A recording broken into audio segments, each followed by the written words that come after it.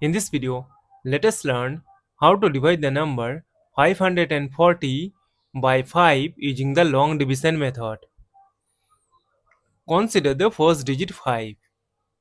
We know that 5 times 1 is equal to 5. Subtract, we get a 0.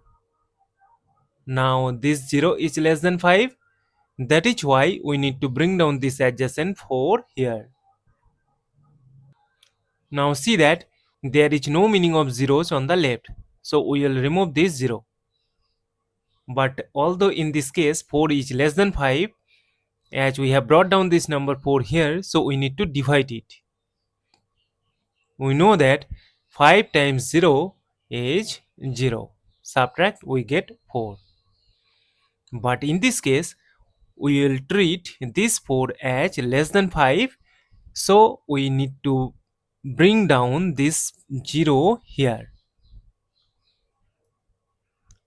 And we know that 5 times 8 is 40. Subtract, we get a 0. Now we have got the number 0 and we have no number to bring down here. So we will stop. Therefore, 540 divided by 5 is equal to 108. And this is our final answer.